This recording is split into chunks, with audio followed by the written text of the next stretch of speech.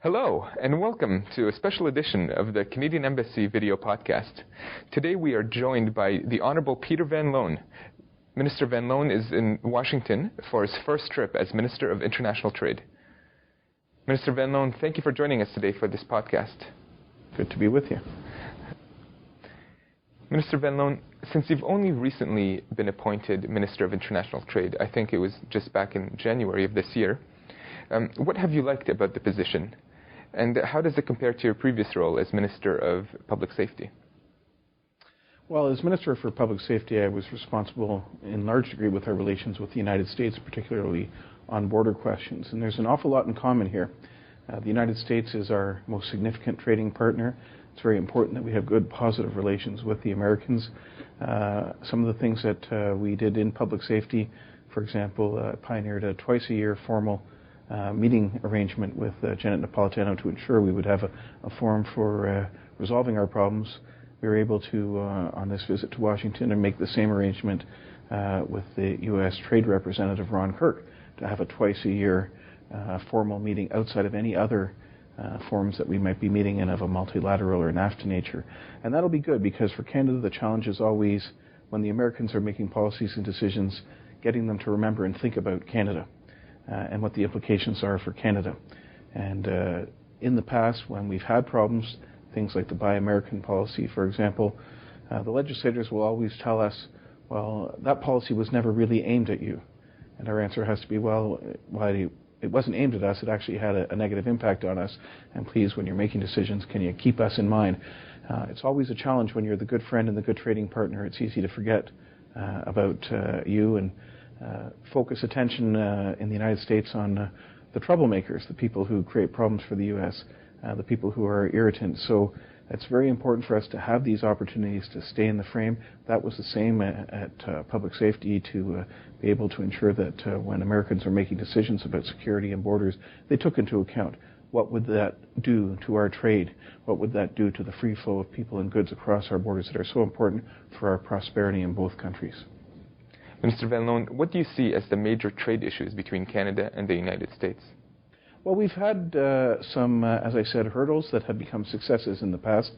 The Buy American provisions of the U.S. stimulus program were a serious problem for Canada. We have a very integrated economy, and so much of what we do depends on trade with the United States. And there were so many businesses that were integrated across the border that suddenly found themselves locked out of the potential to participate in this stimulus program. Again, American legislators said that wasn't the intention. As a result, we worked hard with the Americans and were able to achieve a waiver. We're the only country, in fact, in the world to have a waiver to those policies and gain Canadians the access to that. So having that agreement was a success because we took that problem of the Buy American policy and actually went beyond it when we resolved it. We had a second element, which was entering into permanent arrangements for free access on procurement at the provincial and state level by signing on to the government procurement agreement provisions of the World Trade Organization. That gave permanent protection to Canadian workers and businesses, and same on the American side for access back and forth on procurement. That hadn't existed before, so we took that setback and made it into a positive, and we have a commitment now with the Americans to go into even further, deeper negotiations on government procurement. So that's an example of one of the major issues and how we've been able to, thanks to our great relationship, turn what was a problem and an irritant actually into a success. Another example is on the softwood lumber file, where there have been problems for many, many years. We now have in place a softwood lumber agreement that's provided stability to the marketplace and certainty to the marketplace in Canada. For the Americans, they've seen their share of market go up 10%, and at the same time, the returns to producers on both sides have now risen to a position where Ron Kirk was able to say to me when we met that he thinks that the problems of softwood lumber are now being resolved by the marketplace thanks to the agreement that we have in place. And that's an example of taking an area where we had a lot of irritants in the past and seeing positive, good things happen. Well, you seem like you've already accomplished a few successes. And what do you hope to accomplish during the rest of your tenure as Minister of Trade? Well, our relationship with the United States is tremendously important, and we have to continue to tend to that garden. We're a trade-reliant country. Canada is 2/3 of our economy is trade-dependent, and the bulk of that is with the United States. And as I say, Americans depend a tremendous amount on that trade, so much of which is two-way. A lot of Americans don't realize that 8 million jobs are directly dependent on trade across our borders. They don't realize, a lot of Americans, that when they are concerned about security of energy supply and being dependent on unstable or authoritarian governments abroad for their energy, that Canada is actually the largest source of energy imports for the United States, and we contribute a great deal to security of Canadian energy supply as a result. So one of my challenges and hopes as Trade Minister is I will be able to make sure Americans have a better awareness of that, and certainly that American decision makers are aware of the importance of that relationship as they do make decisions in the future, and that we will see that continue to result in greater economic activity. We have to resist protectionism.